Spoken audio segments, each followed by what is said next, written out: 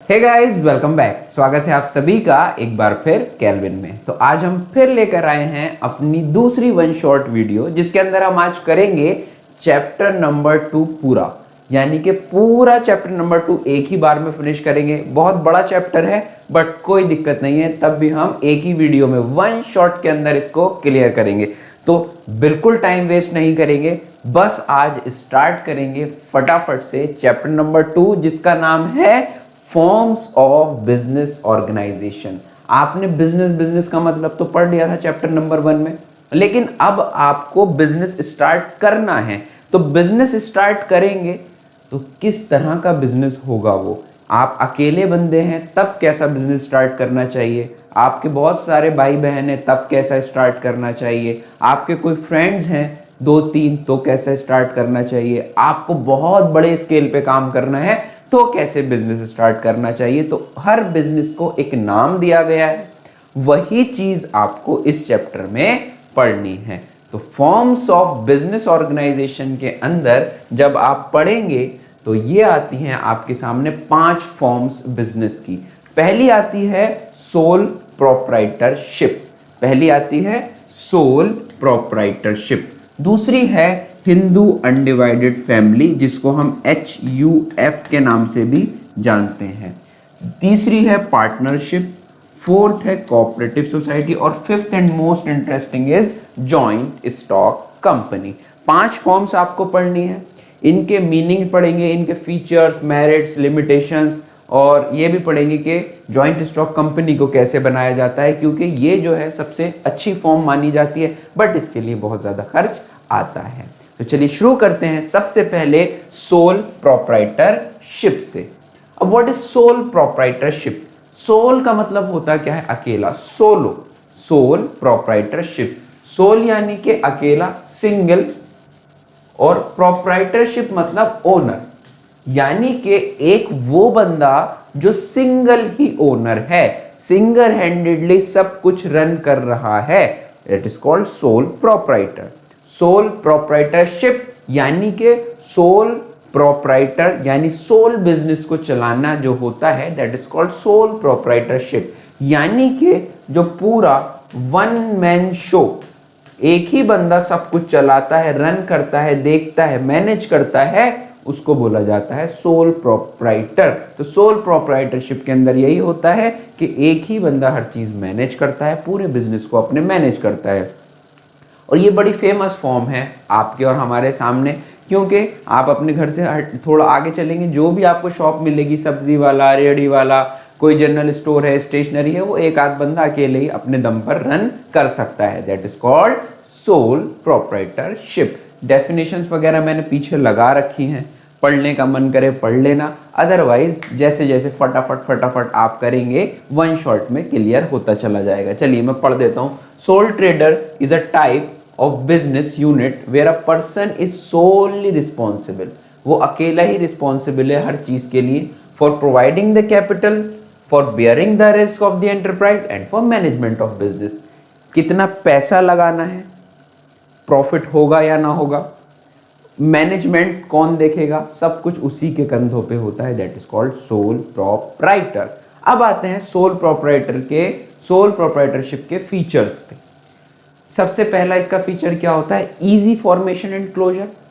जो भी बंदा चाहे इसको खोल सकता है और जो भी बंदा चाहे इसको बंद कर सकता है। मेरा मन किया कि भाई आज ना हम एक दूध की दुकान खोलेंगे, मिल्क की, फिर मुझे थोड़े दिन बाद लगता है यार नहीं, मजा नहीं आ रहा दूध की दुकान में, अब इसको बंद कर देना चाहिए। मैं 5 दिन बाद इस शॉप को बंद भी कर सकता हूँ। क्यों? क्योंकि इसको शुरुआत करने के लिए ना बहुत सारी लीगल चीजें नहीं चाहिए, बस आपको थोड़ा बहुत पैसा चाहिए, जगह चाहिए, एक कंसेप्ट चाहिए, क्या चीज बेचनी है, बस हो जाएगा, आपकी शॉप स्टार्ट हो जाएगी। That is called sole proprietorship. ये सबसे आसानी से शुरू होने वाला बिजनेस है और सबसे आसानी से बंद होने वाला भी बिजनेस है। इसके अंदर जो है अनलिमिटेड लायबिलिटी होती है, यानी कि लायबिलिटी का मतलब होता है रिस्पॉन्सिबिलिटी, जिम्मेदारी। किसी भी चीज की आपके कंधों पे अनलिमिटेड है। फॉर एग्जाम्पल, आपने किसी से उधार पैसा लिया और आपका बिजनेस खराब हो जाता है, तो जिसने आपको उधार पैसा दिया था वो क्या कहेगा? भाई मैंने तुम्हें पैसा दिया था, कहीं से भी मुझे पैसा दो। अब आप उसके बाद अपनी घर बेचो, गाड़ी बेचो, आपको उसका पैसा देना ही देना है। तो ये इसका एक पॉइंट है। फीचर का मतलब आप ये ना समझें कि हम फीचर्स में सिर्फ अच्छी अच्छी बातें करते हैं। फीचर्स के अंदर आपको सब चीज़ बतानी होती है, उसके प्रॉस उसके कॉन्स सब कुछ बताने होते हैं। मेरिट्स के अंदर सिर्फ प्लस पॉइंट बताएंगे जाकर के, डीमेरिट्स में नेगेटिव। फीचर्स के अंदर आपको उसकी ओवरऑल जो है उसकी पिक्चर दिखानी होती है। नेक्स्ट है sole risk bearer and profit. जो सोल प्रोप्राइटर है सारा रिस्क अकेले ही झेलता है, ठीक है जी, सारा रिस्क अकेले झेलेगा और सारा प्रॉफिट भी अकेले ही कमाएगा, ठीक है। तो sole risk bearer and profit recipient. Recipient मतलब रिसीव करने वाला। 100% कंट्रोल किसका होता है? 100% कंट्रोल सोल प्रोप्राइटर का ही होता है। उसी के डिसीजन जो होते हैं वही लिए जाते हैं, क्योंकि वहां पर कोई और है ही नहीं डिसीजन लेने वाला। Next is no separate entity. आप और आपका business, if you are a sole proprietor, आपने पढ़ा है बिजनेस एंटिटी कंसेप्ट कि हम हमेशा बिजनेस को और उसके ओनर को अलग अलग देखते हैं, बट सोल प्रोप्राइटर में ऐसा कुछ नहीं है, क्योंकि सोल प्रोप्राइटर जो है वो कोई रजिस्टर्ड यूनिट नहीं होती, तो हम उसको अलग अलग नहीं देखते हैं। हम उसके बिजनेस को और उसको दोनों को सेम देखते हैं, क्योंकि वहां पर कोई भी लीगैलिटी पूरी नहीं की जाती। Lack of business continuity. Continuity का मतलब होता है कोई चीज का एक लगातार चलना।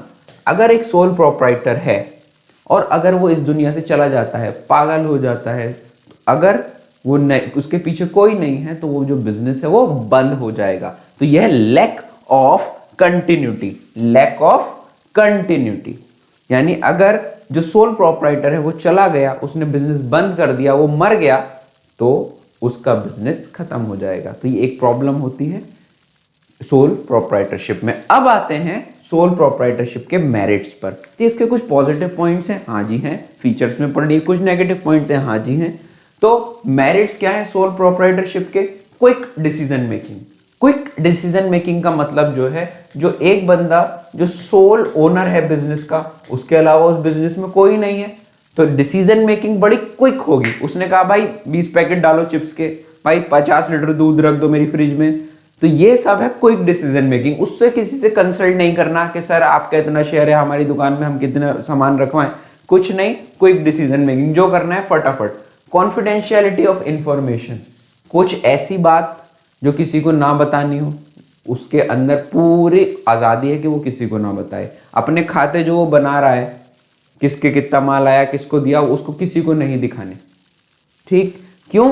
क्योंकि ऐसा उसने कहीं रजिस्टर्ड ही नहीं किया। लेकिन अगर यही कोई जॉइंट स्टॉक कंपनी होती, तो जितने भी शेयर होल्डर्स होते कहते लाओ भाई लाओ बैलेंस शीट दिखाओ, लाओ भाई लाओ अपने फाइनेंशियल स्टेटमेंट दिखाओ। तो यहां पर उसको पूरी आजादी है अपनी इंफॉर्मेशन को गोपनीय रखने की। Next is direct incentive. Direct incentive का मतलब है जो भी चीज होती है, प्रॉफिट हो या लॉस हो, यहां पे हम प्रॉफिट की बात करेंगे, वो डायरेक्ट और डायरेक्ट कौन लेता है? Sole proprietor. वो कहीं पे किसी को नहीं बांटेगा। Next is sense of accomplishment. Sense of accomplishment का मतलब होता है ओन बॉस। ये एक बहुत बड़ी बात है। सेंस ऑफ अकम्प्लिशमेंट का मतलब जब हमें कोई अपना काम करते हैं तो हमारे बड़ी खुशी होती है कि हाँ भाई मैंने ये वाला काम किया है।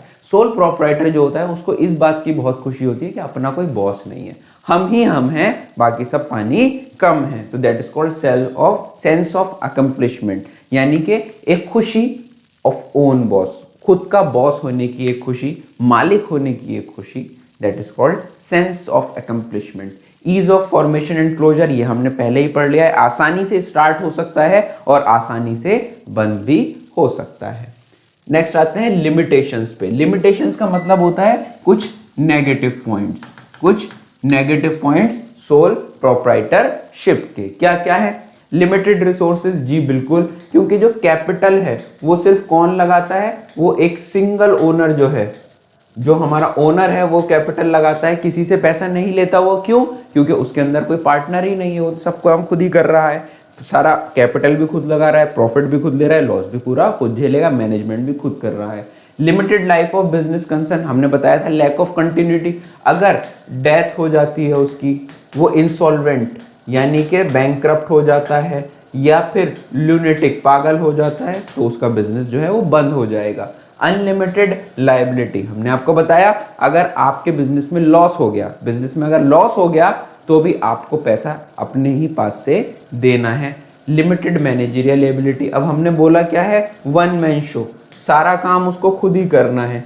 तो ऐसा थोड़ी ना हर चीज हर आदमी परफेक्टली कर सकता है, कोई ना कोई ऐसा पॉइंट होगा जो उसको नहीं आता होगा, ठीक। तो वहां पर उसकी जो एबिलिटी है, मैनेजरियल एबिलिटी मैनेज करने की, वो लिमिटेड हो जाती है, ठीक है जी। चलिए, तो यहाँ पर हमारा सोल प्रोप्राइटरशिप पूरा हुआ, चार बचे हैं। अब आ जाते हैं हिंदू अनडिवाइडेड फैमिली पे। इसको मैंने बताया था HUF कहा जाता है। ये देखिए, ये एक ऐसी फॉर्म है जो सिर्फ इंडिया में ही पाई जाती है बिजनेस ऑर्गेनाइजेशन की। आप अब बड़े खुश हो जाओ, क्यों? क्योंकि ये बहुत ओल्डेस्ट फॉर्म है जो इंडिया में फॉर्म्स ऑफ बिजनेस ऑर्गेनाइजेशन की है, ठीक है। ये एक्चुअली क्या है, सबसे एक इसकी यूनिक बात यह है, इंडिया में इसलिए पाई जाती है क्योंकि जो हिंदू फैमिलीज हैं वही केवल HUF को फॉलो कर सकती हैं। हिंदू अनडिवाइडेड फैमिली, वो लोग इसको फॉलो कर सकते हैं जिनकी फैमिली जो हिंदू बैकग्राउंड से आते हो और जिनकी फैमिली अनडिवाइडेड हो, यानी जिनकी तीन पुश्तें अलग अलग ना हुई हो, अभी वो सब साथ में काम कर रहे हो। दादाजी, आप आपके पिताजी और आपके दादाजी, तीन पीढ़ियों को साथ में मिला करके काम हो सकता है, ठीक। तीन पीढ़ियां लगभग इसके अंदर आ जाएंगी, दो भी कर सकती हैं लेकिन तीन हम मानते हैं कि तीन पीढ़ियों तक आराम से काम चल सकता है। तो ये इंडिया में पाई जाती है, ओल्डेस्ट फॉर्म है। इसकी बेसिस क्या है मेंबरशिप का, आप बस उस फैमिली में पैदा हो जाइए जहां पर कुछ काम होता हो, फैमिली बिजनेस हो और उनके पास कुछ एंसेस्ट्रल प्रॉपर्टी हो, आपकी पुरखों की जायदाद हो। जो बिजनेस को मैनेज करता है, जो सबसे एल्डेस्ट मेंबर होता है, सबसे बड़ा मेंबर, जैसे एक यहाँ पे हमारे सबसे बड़े मेंबर हैं A, वो हमारे दादाजी हैं, उनके दो बेटे हैं B और C, फिर उनके दो बच्चे हैं E और F और G और H। तो ये जो A है, जो दादाजी हैं, जो सबसे बड़ा एल्डेस्ट मेंबर होते हैं, वो कहलाते हैं कर्ता, वो कहलाते हैं कर्ता। क्योंकि ये एल्डेस्ट मेंबर हैं तो इनको हेड बोला जाता है, हेड होते हैं ये पूरे बिजनेस को रन करते हैं, इनको बोला जाता है कर्ता। और जितने लोग उनके नीचे काम करते हैं उनको बोला जाता है को पार्टनर्स, पार्टनर्स नहीं, पार्टनर्स, PARCENERS। अब देखिए मैंने सब चीजें यहाँ पर लगाई हुई हैं। The business is manage and controlled by the eldest male member of the family known as karta और मैनेजर। मैनेजर तो अब इंग्लिश में बोलते हैं लेकिन हम इसको कर्ता ही बोलते हैं।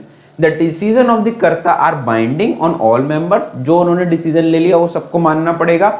All members have equal ownership right over the property of an ancestor and they are known as co partners. ये सब लोग, कर्ता के बाद जितने भी लोग हैं, आपस में एक दूसरे को को पार्टनर्स कहलाते हैं, ठीक। यहां पर समझने की क्या जरूरत है, the basis of membership in the business is birth in a particular family and 3 successive generations can be members in the business. ये हमने आपको सारी बात बता दी। अच्छा, यहां पर एक बात लिखी हुई है, जो एल्डेस्ट मेल मेंबर है, एल्डेस्ट मेल मेंबर है वो कर्ता बनता है। पहले ऐसा होता था बट अब इस एक्ट में थोड़ा हिंदू अनडिवाइडेड फैमिली में थोड़ा सा चेंज आया है। अब यहाँ पर एल्डेस्ट मेल मेंबर की जगह एल्डेस्ट मेंबर कर्ता बन सकता है, बट अभी आपकी बुक्स में, आपके सिलेबस में चेंज नहीं हुआ है, तो अभी आपको यही पढ़ना है, ठीक है जी। तो अभी फिलहाल इतना ही पढ़ेंगे कि भाई जो मेल मेंबर होते हैं सबसे बड़े घर के, उनको जो है कर्ता बनाया जाता है। पहले ऐसे भी होता था कि बच्चियों को, जो गर्ल्स होती थी, उनको को पार्टनर नहीं बनाया जाता था, बट अब ऐसा नहीं है, वो वाली भी दिक्कत अब दूर हो गई, अमेंडमेंट्स आए हैं। बट अभी आपकी बुक्स में चेंज नहीं हुआ है, वो मे भी एक आध साल में चेंज हो जाएगा नेक्स्ट ईयर से, ठीक है। चलिए आते हैं, अब फीचर्स क्या है हिंदू अनडिवाइडेड फैमिली के। भाई बहुत आसान है इसको फॉर्म करना। इसके लिए आपको क्या चाहिए, एटलीस्ट 2 मेंबर्स, एक पिताजी और एक उनका बेटा, 2 मेंबर्स मिलकर के अपने बिजनेस को स्टार्ट कर सकते हैं। फिर हो सकता है उनका भी एक एक बच्चा हो जाए, 2-2 बच्चे हो जाएं। तो अब यहाँ पर कम से कम 2 बंदे चाहिए होते हैं, एक बाप और एक बेटा, और वो अपनी जो बिजनेस है वो स्टार्ट कर सकते हैं। 2 भाई भी हो सकते हैं, एक बड़ा भाई एक छोटा भाई, एक भाई बहन भी हो सकता है, अब तो ऐसे भी हो सकता है, तो इसको आसानी से स्टार्ट कर सकते हैं।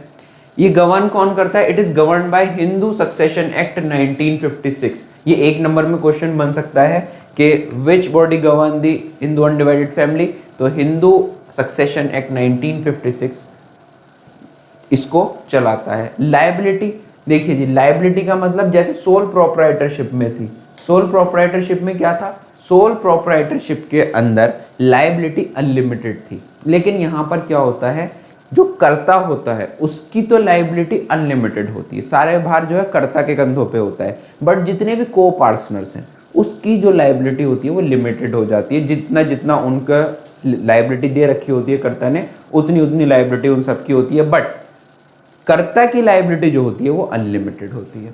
The liability of all members except karta is limited to the extent of the share in coparcenary property of the business, however the karta has unlimited liability. बात समझ आई, कर्ता की लायबिलिटी अनलिमिटेड है, बाकी सारे को पार्टनर्स की लिमिटेड है। नेक्स्ट आते हैं कंट्रोल।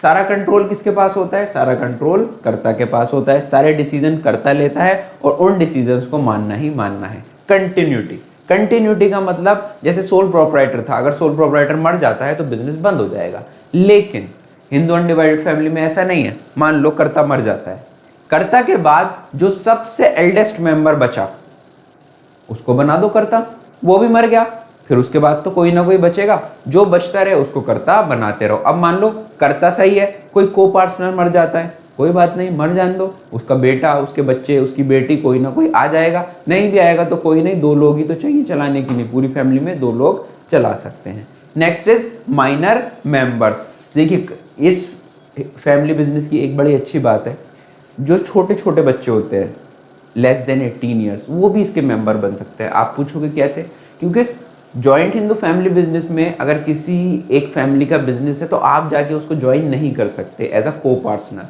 क्यों, क्योंकि HUF की पहली शर्त है आपको मेंबर होने के लिए उस फैमिली में जन्म लेना पड़ेगा, ठीक है। तो माइनर मेंबर्स बन सकते हैं इसके अंदर, क्योंकि जब उनकी पैदाइश होती है, पैदाइश पर ही वो अपनी HUF में मेंबर बन जाते हैं, ठीक। नेक्स्ट आते हैं पार्टनरशिप पे। वाओ, दो हो गई भाई, कितनी देर में दो हो गई हमारी, मात्र 15-16 मिनट के अंदर दो फॉर्म हमने कर ली। अब आते हैं पार्टनरशिप के ऊपर। पार्टनरशिप क्या होता है, पार्टनरशिप वो होता है ना बल्लेबाजी, एक इस एंड पे खड़ा है, एक इस एंड पे खड़ा है क्रिकेट में, तो दोनों पार्टनरशिप में ही तो हैं, उधर से रन मार के वो भाग रहा है, उधर से रन मार के भाग रहा है, दोनों एक दूसरे को कोऑपरेट कर रहे हैं रन लेने के लिए। कभी भी इसलिए कोऑपरेट नहीं करते आउट कराने के लिए, इसलिए कोऑपरेट करते हैं रन लेने की। जस्ट लाइक दैट पार्टनरशिप भी सेम वैसी है।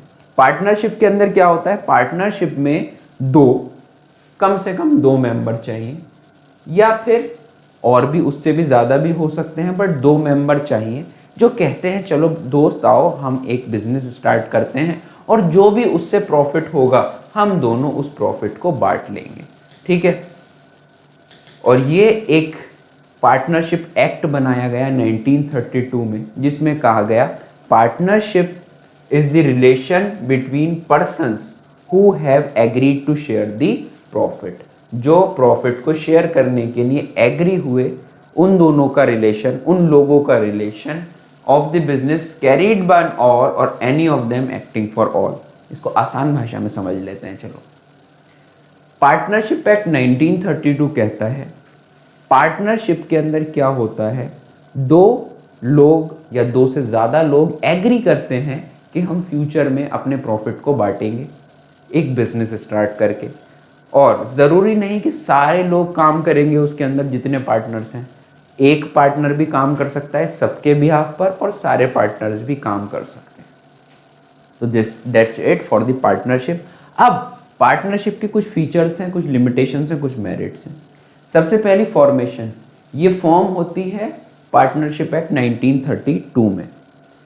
लायबिलिटी जो होती है इसके अंदर, हर पार्टनर की लायबिलिटी अनलिमिटेड होती है, हर पार्टनर की लायबिलिटी अनलिमिटेड होती है। रिस्क कौन बेयर करता है, सारे पार्टनर्स मिलकर के रिस्क बेयर करते हैं। डिसीजन मेकिंग एंड कंट्रोल कौन होता है, कौन करता है, सारे पार्टनर्स डिसीजन मेकिंग करते हैं, ठीक। कंटिन्यूटी जो होती है इसकी थोड़ी कम होती है। मान लो अगर दो पार्टनर की पार्टनरशिप है, एक पार्टनर मर जाता है तो ये खत्म हो जाएगी, बट दो से ज्यादा अगर पार्टनर हैं और कोई पार्टनर मर जाता है, रिटायर हो जाता है, उसकी डेथ हो जाती है, तो उसके बाद एक नई पार्टनरशिप जन्म लेती है, ठीक है। मेंबरशिप, आपको इसकी मेंबरशिप लेने के लिए आपको पार्टनर होना पड़ेगा।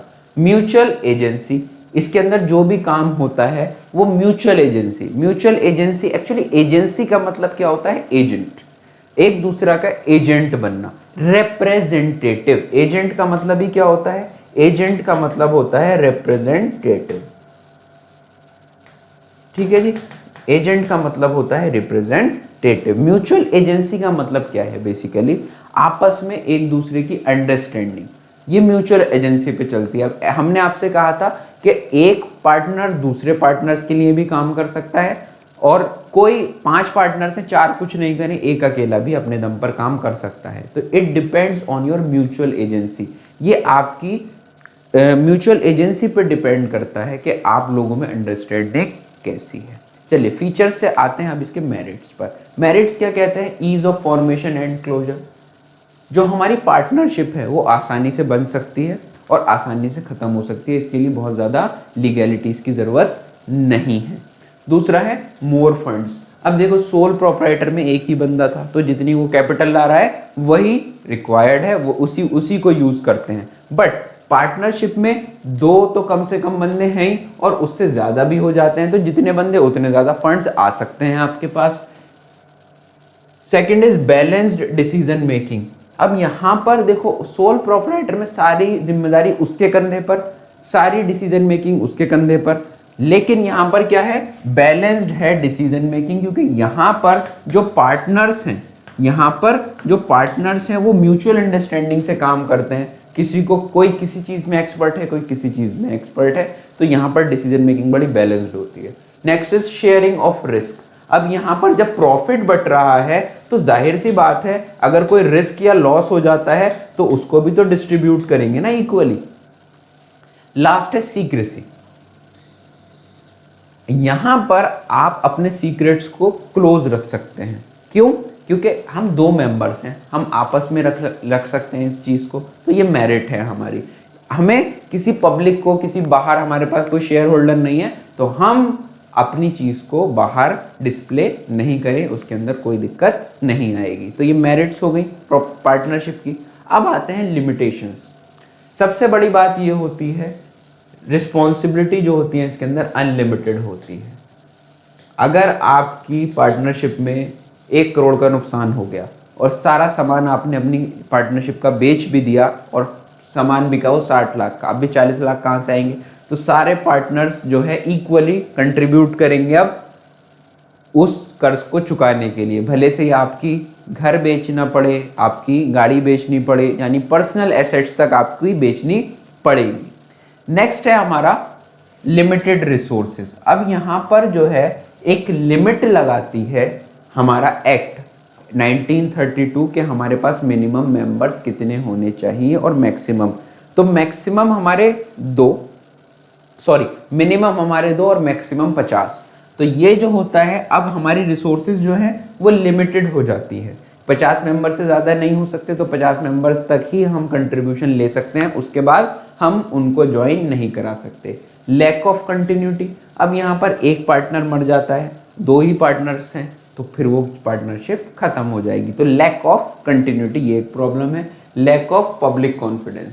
अब यहाँ पर अगर हम किसी से पैसा मांगते हैं तो हमारी पार्टनरशिप के अंदर जो पब्लिक का कॉन्फिडेंस है वो थोड़ा कम होता है कि यार इसको पैसा दें या ना दें। ऐसा ना हो ये दोनों पार्टनर्स आपस में साठगांठ कर लें और हमारा पैसा लेके भाग जाए, या जो हम इनको सामान दे रहे हैं वो लेकर के भाग जाए। तो ये हो गए हमारे limitations of partnership. Is it right? चलिए टाइप्स ऑफ पार्टनर्स पढ़ लेते हैं। टाइप्स ऑफ पार्टनर क्या होते हैं? जो पार्टनरशिप में पार्टनर्स बनेंगे वो सिर्फ एक तरह का पार्टनर नहीं होता, तो वो जो है एक तरह का पार्टनर नहीं होता। हमने बोला था बहुत सारे पार्टनर्स ऐसे होते हैं जो सारा काम करते हैं, बहुत सारे पार्टनर्स ऐसे होते हैं जो कुछ काम नहीं करते, बहुत सारे पार्टनर्स दूसरे पार्टनर्स के बिहाफ पर भी काम करते हैं और बहुत सारे पार्टनर्स अपना खुद का काम भी नहीं करते। तो ऐसे ही पार्टनर्स को हमने डिफरेंट नामों से बुलाया। सबसे पहला पार्टनर होता है एक्टिव पार्टनर। अब देखिए यहाँ पर ना कुछ चीजें हैं कि वो कैपिटल कंट्रीब्यूट कर रहा है, मैनेजमेंट में हिस्सा ले रहा है, प्रॉफिट और लॉस में हिस्सा ले रहा है और लायबिलिटी। सबसे पहली बात तो ये है, सारे पार्टनर्स की लायबिलिटी जो होती है अनलिमिटेड होती है। कोई ये नहीं कह सकता कि मैं पार्टनर हूं तो मुझे छोड़ दो, मेरी लाइफ में मुझसे पैसा मत लो अगर नुकसान हो गया तो सारे पार्टनर्स की लायबिलिटी जो होती है वो अनलिमिटेड होती है। सबसे पहला पार्टनर होता है एक्टिव पार्टनर। सबसे आसान से समझना है इसके लिए, एक्टिव पार्टनर वो है जो हर चीज में एक्टिव है, पैसा भी देगा, प्रॉफिट एंड लॉस भी लेगा, कैपिटल देगा तो प्रॉफिट एंड लॉस भी लेगा, और मैनेजमेंट भी देखेगा, और लायबिलिटी तो सबकी अनलिमिटेड है ही है। तो एक्टिव पार्टनर ऐसा है जिसने कैपिटल लगाई, यस, मैनेजमेंट में आएगा, बिल्कुल आके बैठेगा, प्रॉफिट और लॉस लेगा, क्यों नहीं लेगा जब उसने कैपिटल लगाई है तो। दूसरा होता है sleeping partner. Sleeping partner so रहा है, सोने वाला पार्टनर है, वहां भाई अमीर आदमी है ये, इसने कहा लो भाई लो पैसे लो और जाओ पार्टनरशिप स्टार्ट कर रहे हो करो, बस मुझे जो है प्रॉफिट और लॉस देते रहना, ठीक है, लायबिलिटी मेरी अनलिमिटेड है, बट मैं किसी भी तरह के मैनेजमेंट में नहीं आऊंगा, ना काम वाम नहीं देखूंगा, मेरे बस की बात नहीं है काम वाम देखना, बस मुझसे पैसे लो और जाकर के काम करो मुझे, लेकिन मुझे प्रॉफिट का और लॉस का हिस्सा चाहिए ही चाहिए। अब एक्टिव पार्टनर को समझना बहुत आसान, स्लीपिंग पार्टनर को, स्लीपिंग जो है ऐसा समझो सोता रहता है, अमीर आदमी है बहुत। दूसरा है सीक्रेट पार्टनर। सीक्रेट पार्टनर ऐसा पार्टनर है जो कहता है देखो भाई पार्टनर तो मैं हूं तुम्हारा, लेकिन ये बात किसी को कानो कान पता नहीं लगनी चाहिए, सीक्रेट, सब कुछ जो है वो सीक्रेट रखो, सब कुछ जो है वो गोपनीय रखो, कॉन्फिडेंशियल रखो कि मैं तुम्हारा पार्टनर हूं, किसी को पता नहीं चलना चाहिए। मैं तुम्हें कैपिटल भी दूंगा, मैं मैनेजमेंट में भी हिस्सेदारी लूंगा, मतलब मैं मैनेजमेंट देखूंगा कि ठीक चल रहा है या नहीं चल रहा है, मैं प्रॉफिट एंड लॉस भी लूंगा, और लायबिलिटी तो मेरी अनलिमिटेड होती है, ठीक। तो ये होता है सीक्रेट पार्टनर, ये पब्लिक को नहीं पता चलने देता कि मैं पार्टनर हूं या नहीं हूं, ठीक है। नॉमिनल पार्टनर, पार्टनर बाय एस्टोपेल और पार्टनर बाय होल्डिंग आउट, ये थोड़े आपके समझने वाले हैं। नॉमिनल पार्टनर क्या होता है? बेसिकली नॉमिनल पार्टनर वो होता है जो कैपिटल कंट्रीब्यूट नहीं करता, प्रॉफिट एंड लॉस भी नहीं लेता, मैनेजमेंट में भी नहीं आता, बट लायबिलिटी तो उसकी अनलिमिटेड ही होती है। तो आप कहोगे ऐसे भी पॉसिबल है? देखिए जी, जो नॉमिनल पार्टनर होता है वो कहता है जाइए आप अपनी पार्टनरशिप में मेरा नाम यूज कर लीजिए, I am allowing you to use my name as a partner, तो उसको बोला जाता है नॉमिनल पार्टनर। अब आप कहोगे सर ऐसा क्यों करेगा, ना वो प्रॉफिट एंड लॉस ले रहा ना कंट्रीब्यूशन ले रहा, बट वो लायबिलिटी वो अनलिमिटेड ले रहा है। तो एक्चुअली ऐसे में क्या होता है, जैसे कोई एक सेलिब्रिटी है, वो कहता है जाओ तुम मेरा नाम ना एज अ पार्टनर यूज कर लो, लेकिन आप कहोगे सेलिब्रिटी को आपने पैसे क्यों नहीं दिए? देंगे पैसे, प्रॉफिट एंड लॉस नहीं देंगे उसको एक बड़ा अमाउंट दे देंगे, और अगर कुछ होता है, लायबिलिटी होती है कहीं पे, तो हम उससे कह देंगे कि तुम्हारी लायबिलिटी भी हम ही झेल लेंगे, बस एज अ पार्टनर तुम अपना नाम दे दो, तुम हमारी अगर पार्टनरशिप से जुड़ जाओगे तो पब्लिक कॉन्फिडेंस बहुत बढ़ जाएगा हमारी पार्टनरशिप के अंदर, लोग हमारी पार्टनरशिप के ऊपर भरोसा करेंगे, और उसके अंदर फिर वो लोग हमें आसानी से पैसा भी देंगे और सामान भी देंगे। तो ये होता है nominal partner. Partner by estoppel, partner by estoppel का क्या केस है? Partner by estoppel is not the partner, but it shows like that he is a partner. वो काम भी करता है, वो ऐसा दिखाता है कि मैं जो है पार्टनर हूं, तो उसको मान लिया जाता है पार्टनर बाय एस्टोपेल। लाइक कहीं पे बात चल रही है कि भाई ये जो है कंपनी के बहुत अच्छा काम कर रहे हैं कंपनी के लिए, आप कह रहे हो हाँ बहुत अच्छी कंपनी है, आप कंपनी की खूब तारीफ कर रहे हो, बट ना आप कंपनी के पार्टनर हो, बट आप ऐसा शो कर रहे हो जैसे आप कंपनी के पार्टनर हो। तो पार्टनर बाय एस्टोपेल भी just like nominal partner, nominal partner कहीं पे आता जाता नहीं है, बस वो नाम यूज करने के लिए कहता है अपना। एस्टोपेल जो होता है वो आता जाता है, खूब कंपनी के प्रचार प्रचार में भी जाएगा, लोग उसको पार्टनर समझने लगेंगे, तो इसको बोला जाता है पार्टनर बाय एस्टोपेल। ना वो कैपिटल देता, ना वो प्रॉफिट एंड लॉस शेयर करता, ना वो मैनेजमेंट में आता, बस उसकी लायबिलिटी कैसी होती है? अनलिमिटेड। लेकिन आप कहोगे ये कैसे पॉसिबल है? बिल्कुल, जब वो आपके साथ प्रचार में घूमा, आपकी कंपनी की माउथ पब्लिसिटी की, तो उसके लिए वो पैसा चार्ज करेगा, दैट्स इट। तो ये हो गए नॉमिनल और एस्टोपेल पार्टनर। लास्ट होता है पार्टनर बाय होल्डिंग आउट। अब इसको बहुत ध्यान से समझने की जरूरत है, क्योंकि नॉमिनल और होल्डिंग आउट में एक हल्की सी ब्लर लाइन है, बहुत हल्का सा डिफरेंस है। अब वो क्या है वो सुनो। क्या होता है, नॉमिनल पार्टनर ने तो कहा था जाओ तुम मेरा नाम यूज कर लो, लेकिन होल्डिंग आउट में क्या होता है? होल्डिंग आउट में होता यह है कि हम किसी से चुपके से कह देते हैं कि वो जो सरफला सेलिब्रिटी है वो जो है मिस्टर एक्स, वो हमारे यहाँ के पार्टनर हैं। अब ये बात मिस्टर एक्स को पता लग जाती है कि साले ये मेरा नाम यूज कर रहे हैं अपनी पार्टनरशिप में। अब क्या होता है, ये वाली बात उसको पता लग गई, बट उसने डिनाई नहीं किया, उसने मना नहीं किया कि उन्होंने मेरा नाम क्यों यूज किया, उन्होंने मेरे ऊपर कोई केस नहीं किया। तो अब जो है पब्लिक उसको मान लेगी यार ये मना नहीं कर रहा है तो ये पार्टनर है। तो ऐसे में वो बंदा फंस सकता है। ऐसे में अगर कभी कंपनी डूबती है तो उसको भी पार्टनर मान लिया जाएगा और उसकी लायबिलिटी भी अनलिमिटेड हो जाएगी। तो जैसे ही अगर आपको पता चल जाए, अगर फ्यूचर में आप कोई बहुत बड़े आदमी हो जाएं और आपको पता चल जाए कि आपका नाम किसी फर्म में यूज हो रहा है एज अ पार्टनर, तो फौरन उसके ऊपर केस कर देना, आपको पैसे मिलेंगे उल्टा। अगर आपने केस नहीं किया और आपको पता चल गया कि वो मेरा पार्टनर एज अ नेम, मेरा एज अ पार्टनर यूज कर रहे हैं मेरा नाम, तो उसको आप फौरन स्यू कर सकते हो। तो पार्टनर बाय होल्डिंग आउट के अंदर कोई बंदा नहीं कहता कि मेरा नाम यूज करो, बट जो फर्म है कहती है कि वो हमारा पार्टनर है। ऐसे में अगर उस पावरफुल पर्सन को ये पता लग जाए कि मेरा नाम यूज कर रहे हैं और अगर वो स्यू कर दे तो उसको कड़ा एक्शन ले लिया जाएगा पार्टनरशिप फर्म के खिलाफ। अगर वो स्यू नहीं करे तो फिर वो जो होल्डिंग आउट वाला पार्टनर है जिसने मना नहीं किया नाम यूज करने के लिए, वो बेचारा फंस जाएगा।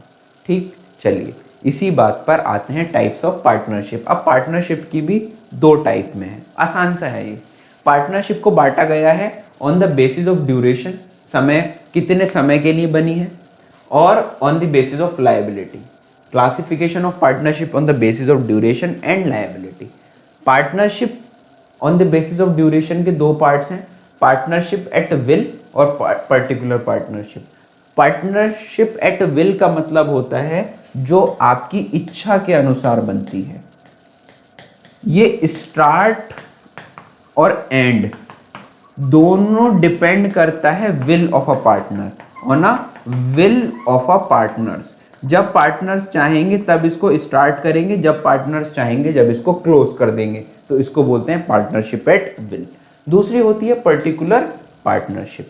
पर्टिकुलर पार्टनरशिप का मतलब क्या होता है? पर्टिकुलर पार्टनरशिप का मतलब है कि आपकी जो पार्टनरशिप है वो एक पर्टिकुलर पर्पस से बनी है। आपके उस पार्टनरशिप को शुरू करने का एक पर्टिकुलर मकसद है। फॉर एग्जाम्पल, हम 4 पार्टनर्स बने और हमने कहा ये एक 6 माले की बिल्डिंग बनानी है, और 6 माले की बिल्डिंग हम बना रहे हैं बॉम्बे में। ठीक है जी, उस बिल्डिंग को बनाने में लगे लगभग 10 महीने। 10 महीने बाद अब हम 4 पार्टनर्स अलग अलग शहरों से आए थे। अब वो पार्टनरशिप को हम खत्म कर देंगे क्योंकि अपना काम पूरा हो गया। हमारा पर्पस था कि इस बिल्डिंग को बनाएं, तो हम पार्टनरशिप क्रिएट कर लेते हैं, फिर उसके बाद हम पार्टनरशिप को खत्म कर देंगे। फिर आता है हमारी बात on the basis of liability. General partnership. General partnership एक ऐसी पार्टनरशिप होती है जिसके अंदर आपकी जो लायबिलिटी है वो अनलिमिटेड होती है सारे पार्टनर्स की।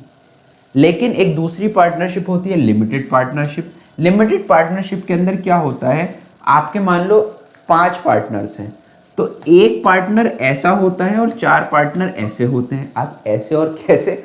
एक पार्टनर ऐसा है जिसकी लायबिलिटी अनलिमिटेड होती है। तो लिमिटेड लायबिलिटी पार्टनरशिप जो होती है, लिमिटेड पार्टनरशिप जो होती है, उसके अंदर सिर्फ एक मेंबर ऐसा होता है जिसके पास लायबिलिटी अनलिमिटेड होती है और रेस्ट ऑफ द मेंबर्स के पास जो है वो लिमिटेड लायबिलिटी होती है। अब यहाँ पर ये 5 मेंबर का दिया है, अगर 2 होते तो 2 में से एक के पास अनलिमिटेड लायबिलिटी और एक के पास लिमिटेड लायबिलिटी। तो लिमिटेड पार्टनरशिप के अंदर यही होता है, एक कम से कम ऐसा बंदा होना चाहिए जिसके पास अनलिमिटेड लायबिलिटी हो। मैं थोड़ा साइड हो जाता हूँ, आप इसका स्क्रीनशॉट ले लीजिए और हम पानी भी पी लेते हैं थोड़ा। और कैल्विन एक भरोसा है, इस वाली टैगलाइन को याद रखेंगे क्योंकि कैल्विन ने आपसे कहा था आपका जो है कोर्स कराएंगे बिफोर योर एग्जाम्स, और सब कुछ कराएंगे, वन शॉट, केस स्टडीज, अलग अलग चीजें हम समय समय पर कराते रहेंगे। ठीक है भाई, तो इसी के साथ क्या हम अब अपनी नेक्स्ट स्लाइड पे आ जाएं? हाँ, मुझे एक बात बतानी थी। पार्टनरशिप जो होती है, पार्टनरशिप का रजिस्ट्रेशन जो है वो कंपलसरी नहीं होता है। पार्टनरशिप का रजिस्ट्रेशन इज नॉट कंपलसरी। अब आप कहोगे सर इज इट पॉसिबल? जी हाँ, देखिए रजिस्ट्रेशन जो है अंडर द एक्ट 1932 अगर आप चाहें तो कराएं, अगर आप चाहें तो ना कराएं। नहीं कराते हैं तो नुकसान है थोड़ा, लेकिन कराने पर बड़े फायदे हैं। अब वो क्या फायदे हैं क्या नुकसान है इसको मैं केस स्टडी में बताऊंगा, मैंने आगे लगा रखी है। चलिए जी, बहुत अच्छा। आ गया है question. After completing the graduation 3 close friends Gopal, Shankar and Vinod decided to start partnership. सबसे पहले मैंने बोला था क्वेश्चन पढ़ लेंगे नीचे। Identify the types of partnership that the 3 friends are referring to. अब ये मुझे पता है कौन कौन सी पार्टनरशिप होती है। लिमिटेड होती है, partnership at will, particular partnership, general partnership और लिमिटेड पार्टनरशिप। तो इसी के बेस पे आपको आंसर करना है। 3 दोस्त थे, उन्होंने ग्रेजुएशन कंप्लीट करी, उन्होंने कहा decided to start a partnership business of a manufacturing mobile accessories. However, all 3 them are confused about the type of partnership they should start. वो कंफ्यूज हैं कि किस टाइप की पार्टनरशिप स्टार्ट करें। Gopal wants that the partnership should be such that it can be brought to an end at the desire of any partner. यानी कि जब कोई पार्टनर चाहे तो उस पार्टनरशिप को खत्म कर दिया जाए। ठीक है, ये वाली भी हम समझ गए कौन सी है। Shankar wants to do the partnership business for a period of 3 years. अरे वाह, इसने तो पहले ही बता दिया कि इसकी ड्यूरेशन कितनी होगी। Vinod wants that his liability should be limited in the business. और विनोद थोड़ा चालाक था, उसने कहा कि यार मेरी तो लिमिटेड रख लेना, तुम दोनों अनलिमिटेड लायबिलिटी ले लेना। तो आंसर कुछ हमारे इस तरह से हो जाएंगे। गोपाल कह रहा है कि जब हम चाहेंगे जब खत्म हो जाएगी तो partnership at will. Shankar particular partnership for a period of 3 years. ये देखो, क्योंकि उसने कहा पर्टिकुलर पार्टनरशिप एक पर्टिकुलर पर्पस, एक पर्टिकुलर समय के लिए जो बनी। ठीक है जी। लास्ट है विनोद ने कहा कि मेरी जो है लाइबिलिटी जो है लिमिटेड रखना, तो यहां पर लिमिटेड पार्टनरशिप। तो गोपाल पार्टनरशिप एट विल की बात कर रहा है, शंकर पर्टिकुलर पार्टनरशिप की बात कर रहा है, विनोद लिमिटेड पार्टनरशिप की बात कर रहा है। चलिए जी नेक्स्ट आते हैं। नेक्स्ट क्या है हमारा? नेक्स्ट है identify the type of partner highlighted in the following statement. मैं थोड़ा साइड हो जाता हूं, पहले आप थोड़ा दिमाग लगाइए इसके अंदर 1-2 minute. The partner does not take part in the day-to-day activities of the business. ये कौन सा पार्टनर है? He gives an impression of his being partner to other by his word or conduct. चलिए मैं एक काम करता हूँ, इसको ज़्यादा समय न लेते हुए इसके आंसर शो करा देता हूँ आपको। चलिए जी, ये आ गए आपके आंसर्स। तो the partner does not take part in day to day activities, वो ले ही नहीं रहा है डे टू डे एक्टिविटीज में पार्ट, यानी कि सोता हुआ पार्टनर है। That is called sleeping partner. तो पहले का answer sleeping partner. He gives an impression of his being partner to others by his word और कंडक्ट। तो वो लोगों को बता रहा है कि वो पार्टनर है, बट ऐसा है नहीं, तो दैट इज एस्टोपेल। अगर यहां पर लिखा होता वो अलाउ कर रहा है अपना नाम, तो वो नॉमिनल हो जाता। He allows the use of his goodwill to benefit the firm and can be represented as a partner. लो, जिसको याद किया वो आ गया, ये हो गया हमारा nominal partner. He represented as a partner and in spite of knowing this, he does not deny such impression. उसको पता चल गया कि उसका नाम यूज हो रहा है, बट उसने डिनाई नहीं किया, तो इसको माना जाएगा partner by holding out. His association with the firm is not disclosed to the general public. किसी को नहीं पता कि वो पार्टनर है, that is called, वो एक सीक्रेट पार्टनर है। This partner is also known as dormant partner. Dormant partner यानी कि सोता हुआ पार्टनर, स्लीपिंग पार्टनर, वो कुछ नहीं करेगा। This partner take active part in carrying out business. ये सबसे ज्यादा एक्टिव या फिर वर्किंग पार्टनर है हमारा। ठीक, चलिए जी, इसी के साथ आप एक इसका स्क्रीनशॉट ले लीजिए, फिर हम आगे चलते हैं। चलिए, Manan and Ketan decided to start partnership business of manufacturing computer keyboard, जिसके अंदर निकालना क्या है, which were explained by Manan to Ketan. State the consequences of non registration. मैंने आपको बताया था कि रजिस्टर कराना किसी भी पार्टनरशिप को मैंडेटरी नहीं है, करा लेंगे तो बहुत अच्छा है, नहीं कराएंगे तो नुकसान है। तो कराने के क्या क्या फायदे हैं इसमें आपको ये बताना है। State the consequences of non-registration of a firm which were explained by Manan to Ketan, कि कौन कौन से नुकसानात हैं अगर आप अपनी फर्म को रजिस्टर नहीं कराएंगे। चलिए बात देखते हैं। Manan and Ketan decide to start a partnership business of manufacturing computer keyboards. Manan is of the view that they should have a written agreement and they should also register their partnership firm. However, Ketan wants to have a verbal agreement Manan explain the consequences of non registration to Ketan after which Ketan agreed it. एक partner था मनन, एक partner था केतन। मनन ने कहा कि हम अपनी partnership को रजिस्टर कराएंगे, एक एग्रीमेंट बनाएंगे, सब कुछ लीगल कराएंगे। केतन ने कहा नहीं नहीं, ऐसे तूने मैंने बोल दिया, रजिस्ट्रेशन छोड़, हम ऐसे ही काम कर लेते हैं। लेकिन मनन ने कहा देख भाई मैं तेरे को समझाता हूँ इसके क्या क्या फायदे हैं और क्या क्या नुकसान हैं अगर तुम नहीं कराओगे। तो कुछ इस तरह से हैं, क्या क्या कॉन्सिक्वेंसेज हैं रजिस्ट्रेशन नहीं कराने के। अगर आप रजिस्ट्रेशन नहीं कराएंगे, यहाँ पर तो चलो बहुत लंबी चौड़ी बात लिखी हुई, आसानी से बताता हूँ। आप किसी थर्ड पार्टी को, आप दो पार्टनर्स हैं, आप किसी थर्ड पार्टी के ऊपर केस नहीं कर सकते। क्यों? क्योंकि आप कहोगे हमारी पार्टनरशिप फर्म ने इसके साथ काम किया और ये हमारे पैसे नहीं दे रहा। कोर्ट कहेगा लाओ कौन सी पार्टनरशिप फर्म तुमने रजिस्टर कराई थी। आप कहोगे कोई फर्म ही नहीं है हमारे इस नाम की, तो कोर्ट कहेगा चलो वापस। जब तुम्हारे पास कोई फर्म नहीं है रजिस्टर, तो तुम किस बेसिस पे आए हो इनसे मुकदमा लड़ने के लिए। अगर आपका कोई पार्टनर खराब है, आपका कोई पार्टनर आपके पैसे लेके भाग जाता है, फर्म के पैसे लेके भाग जाता है, तो आप उसके खिलाफ कोई मुकदमा नहीं कर सकते। कोई पार्टनर फर्म के खिलाफ मुकदमा नहीं कर सकता। तो अगर आपने नहीं कराया तो आपको बहुत परेशानी उठानी पड़ सकती है। तो इसलिए कहते हैं कि पार्टनरशिप फर्म को हमें रजिस्टर कराना चाहिए। A partner of an unregistered firm can not file a suit against the firm और other partners. The firm can not file suit against third parties. Suit का मतलब है यहाँ पर मुकदमा। The firm can not file a case against the partners. Partners एक दूसरे के खिलाफ, पार्टनर्स फर्म के खिलाफ, फर्म्स पार्टनर के खिलाफ, थर्ड पार्टीज के खिलाफ नहीं केस कर सकते अगर आपकी फर्म जो है रजिस्टर नहीं है। ठीक है, चलिए जी अब आते हैं कोऑपरेटिव सोसाइटी के ऊपर। What is cooperative society? देखिए आसान भाषा में मैं कहूं, एक वर्ड है कोऑपरेटिव। यह कोऑपरेटिव, कोऑपरेटिव का मतलब होता है वर्किंग टुगेदर, कोऑपरेटिव, मिलजुल करके काम करना। बेसिकली कोऑपरेटिव सोसाइटीज वो फॉर्म ऑफ ऑर्गेनाइजेशन है जिसको हम स्टार्ट करते हैं किस लिए? एक कॉमन पर्पस को सर्व करने के लिए। अच्छा, यहाँ पर कॉमन पर्पस हमारा प्रॉफिट कमाना नहीं होता। बेसिकली यहाँ पर कॉमन पर्पस होता है वेलफेयर का, लोगों की, सोसाइटी की भलाई करने का। ठीक है, तो cooperative society is a voluntary association of person who join together with the motive of welfare of the members. ठीक है, तो कोई भी कोऑपरेटिव सोसाइटी बनती है वो इस वजह से बनती है कि लोगों का भला हो सके। कोऑपरेटिव सोसाइटी को रजिस्टर कराना कंपलसरी है under the cooperative society act 1912। और दूसरी बात, मिनिमम 10 लोग चाहिए होते हैं। अब यहाँ लिखा है 10 एडल्ट पर्सन। हाँ भाई, हमें पता है माइनर से नहीं चलता है कोई भी काम, अडल्ट को ही हमें बुलाना पड़ता है। कहाँ पर? 18 साल से एज कोई, क्योंकि कोई भी कॉन्ट्रैक्ट के अंदर आप माइनर को कॉन्ट्रैक्ट में नहीं ला सकते। सिर्फ और सिर्फ हम 18 प्लस लोगों को लेकर आते हैं।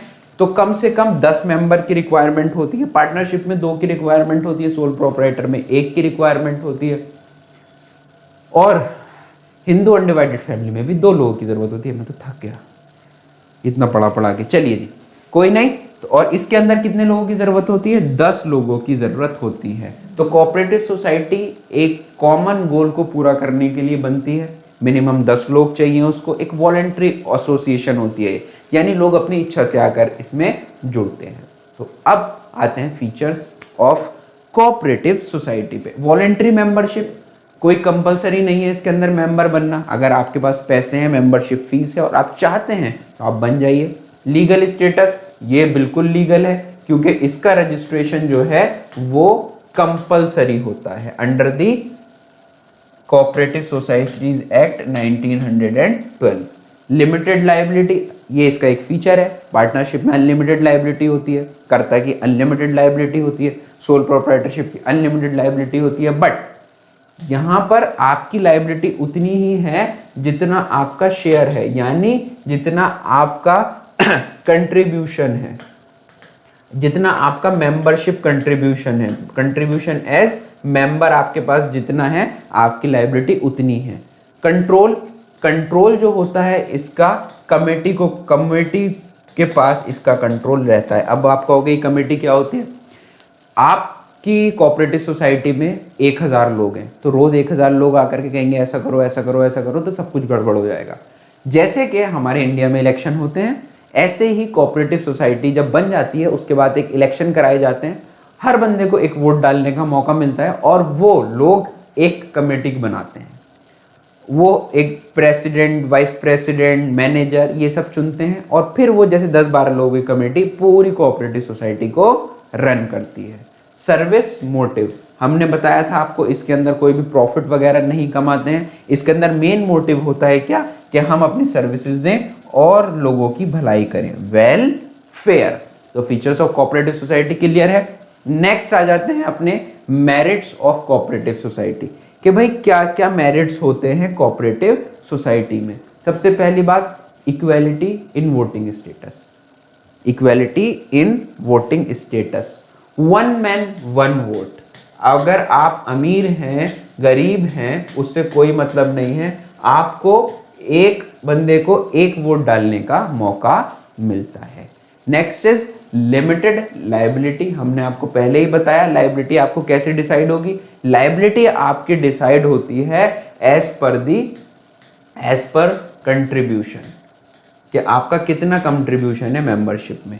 स्टेबल एग्जिस्टेंस, जैसे सोल प्रोप्राइटर मर गया तो कि खत्म, लेकिन कोऑपरेटिव सोसाइटी में ऐसा नहीं होता है। 1 2 3 4 मेंबर छोड़ के भी चले जाते हैं तो वो कंटिन्यू बेसिस पे चलती रहती है। इकोनॉमी इन ऑपरेशंस, देखो इकोनॉमी का मतलब है कि भाई आपने ना इसमें बहुत ज्यादा लोग बाहर से नहीं बुलाने पड़ते, लोग आपस में ही मेंबर्स होते हैं, सारे लोग मेंबर्स होते हैं, वही कमेटी मेंबर्स होते हैं, वही ओनर्स होते हैं, वही उसको चलाने वाले होते हैं। तो आपस में ही लोग इसको चलाते हैं, अपनी लोग फ्री सर्विसेज भी देते हैं इसके अंदर। तो इकोनॉमी मतलब ये थोड़ा सस्ता मद्दा जुगाड़ हो जाता है आपका चलाने का। ये आपका एक फॉर्म ऑफ ऑर्गेनाइजेशन है जो सस्ती मध्य तरीके से चल जाती है। सपोर्ट फॉर गवर्नमेंट, बहुत ज़्यादा सपोर्ट मिलती है इसके अंदर गवर्नमेंट से। कोऑपरेटिव सोसाइटी को प्रमोट करती है गवर्नमेंट, क्योंकि ये किस बात पे काम करता है, ये कोई प्रॉफिट मोटिव पे काम नहीं करता, ये लोगों की भलाई के लिए काम करता है। ईज ऑफ फॉर्मेशन, आसानी से बना सकते हैं इसको। आपको 10 मेंबर्स चाहिए और जाकर के अपनी कोऑपरेटिव सोसाइटी को कोऑपरेटिव सोसाइटीज एक्ट 1912 के हिसाब से रजिस्टर करा लीजिए, आसानी से आपकी कोऑपरेटिव सोसाइटी बन जाएगी। नेक्स्ट है हमारा लिमिटेशन ऑफ कोऑपरेटिव सोसाइटी। इसके कुछ नेगेटिव पॉइंट्स। सबसे पहली बात, इसके पास लिमिटेड रिसोर्सेज है। अब आप कहोगे सर इसमें तो इतने सारे मेंबर्स हैं, इसमें भी लिमिटेड रिसोर्सेज हैं। हाँ बेटा, इसमें लिमिटेड रिसोर्स होती है। क्यों? क्योंकि मेंबर्स जो होते हैं इसके अंदर बहुत बड़ा अमाउंट कंट्रीब्यूट नहीं करते, इवन 50-50 100-100 रुपए भी कंट्रीब्यूट करते हैं। तो अगर आपके पास 50 मेंबर भी है और आपने 100-100 रुपए सबसे ले लिए, तो मात्र और मात्र जो 50 मेंबर ने 100 रुपए दिए, 5000 रुपए का टोटल कंट्रीब्यूशन हुआ। तो इसके अंदर लिमिटेड रिसोर्स की एक प्रॉब्लम होती है।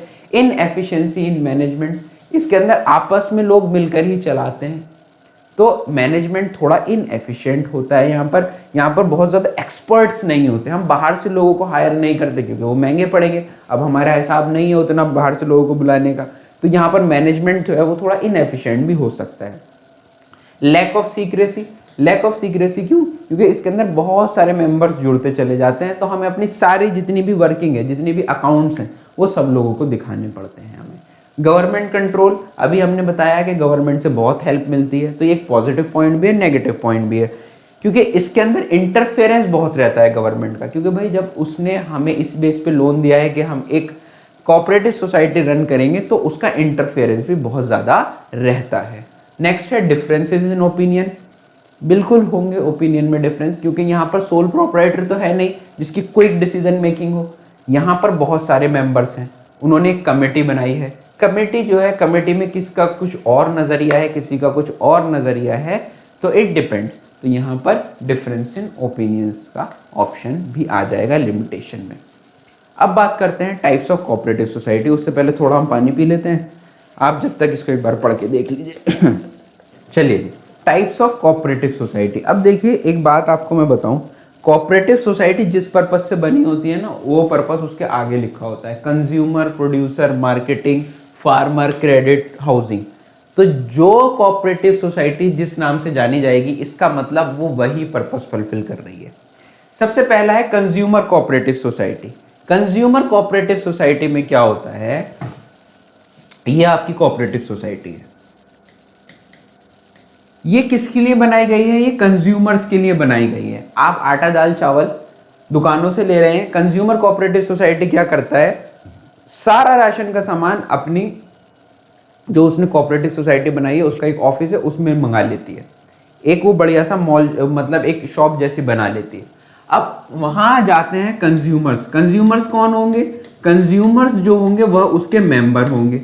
वो अपना कार्ड दिखाएंगे और सामान वहां से ले आएंगे। अब बच्चों के दिमाग में सवाल उठ रहा होगा क्या फ्री में ले आएंगे? नहीं भाई, फ्री में नहीं लाएंगे। जो चीज आपको बाजार में 10 की मिल रही थी वहां पर 8-9 रुपए की मिल जाएगी। अब आप कहोगे ऐसा कैसे पॉसिबल है? ऐसा इसलिए पॉसिबल है, ये जो कोऑपरेटिव सोसाइटी है सीधे मैन्युफैक्चरर से सामान ले लेती है, बीच के मिडलमैन को खत्म कर देती है और आपको डायरेक्टली सामान पहुंचा देती है। तो अगर आप इसके मेंबर होते हैं तो आप इससे जाकर के सामान ले आते हैं। अब आप कहेंगे क्या सर, अगर जो इसका मेंबर नहीं है उनको सामान नहीं मिलता? बहुत सारी जगहों पे नहीं मिलता और कहीं पे मिल भी जाता है तो उनको डिस्काउंट नहीं मिलता। ठीक है। दूसरी आती है प्रोड्यूसर्स कोऑपरेटिव सोसाइटी।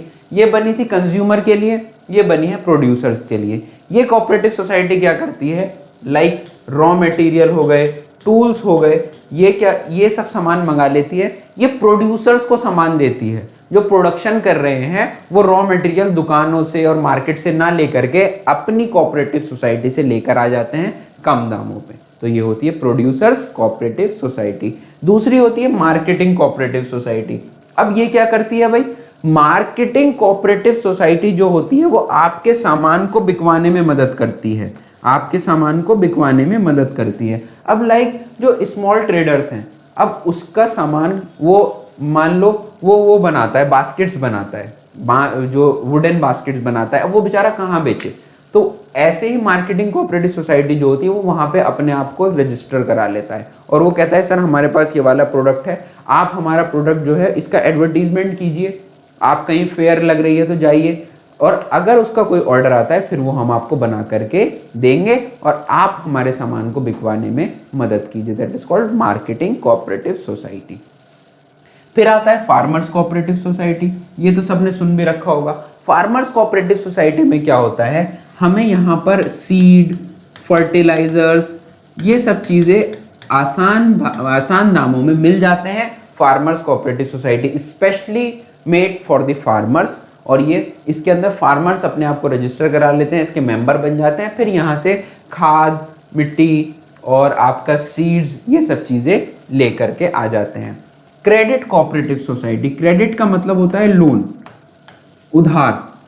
ये कोऑपरेटिव सोसाइटी हेल्प करती है छोटे छोटे फार्मर्स को, छोटे छोटे हाउस होल्ड को आसान किस्तों पर और आसान इंटरेस्ट पे लोन दिलाने की। लास्ट होती है हमारी cooperative housing society. Cooperative housing society क्या करती है, ये कुछ मेंबर्स बनाती है और फिर उनसे पैसा लेती है। अब एक साथ नहीं, थोड़ा थोड़ा पैसा लेती है।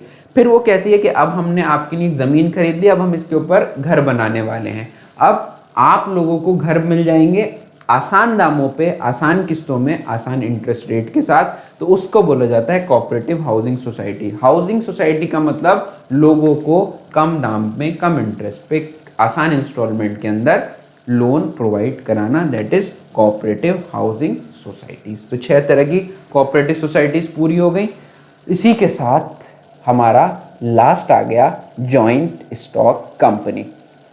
बहुत बढ़िया चीज़ जॉइंट स्टॉक कंपनी, सबसे अच्छा इसको माना जाता है क्योंकि इसके अंदर लीगैलिटीज़ तो ज़रूर होती हैं, बट ये सबसे ज़्यादा चलने वाली एक चीज़ है, सबसे ज़्यादा चलने वाली फॉर्म है बिजनेस ऑर्गेनाइजेशन की। ठीक है, तो मॉडर्न वर्ल्ड में सबसे ज़्यादा यही चल रहा है। अगर आपको एक बहुत बड़े स्केल पे काम करना है और आप चाहते हैं जिसके अंदर आप लोगों का पैसा भी लगवाएं, तो उसको बोला जाता है जॉइंट स्टॉक कंपनी। जो आजकल आप देख रहे होंगे बड़े बड़े चीज़ें शेयर मार्केट के ऊपर लिस्टेड हैं, शेयर्स लोग खरीद रहे हैं, बेच रहे हैं, तो वो बहुत बड़ी बड़ी कंपनीज रन हो रही हैं। That is called joint stock company. Basically joint stock company क्या होती है, it's a voluntary association formed for carrying out business activities and has a legal status in independent of its members. इसको छोड़ दो, normal चीज़ आपको बताता हूँ। Joint stock company एक ऐसी फॉर्म ऑफ ऑर्गेनाइजेशन है जिसको बोलते हैं हम आर्टिफिशियल पर्सन, आर्टिफिशियल पर्सन, और उसको हम रजिस्टर कराते हैं अंडर दी कंपनीज एक्ट 2013 में। Under the companies act 2013। 2013 में जो एक एक्ट है, इससे पहले भी, एक मिनट, इससे पहले भी काफ़ी सारे एक्ट्स हमारे बन चुके हैं, बट सबसे लेटेस्ट एक्ट जो है वो कंपनीज एक्ट 2013 है, 1956 है। और भी जो है जितनी भी कंपनीज जब भी रजिस्टर है सबको कंपनी माना जाएगा। और in the current scenario under the companies act 2013 जो भी कंपनीज रजिस्टर्ड है उनको कंपनीज मान लिया जाएगा। Joint stock company is considered to be most suitable form of organization for operating business activities. Most suitable form. Features of joint stock company. सबसे पहली बात artificial person.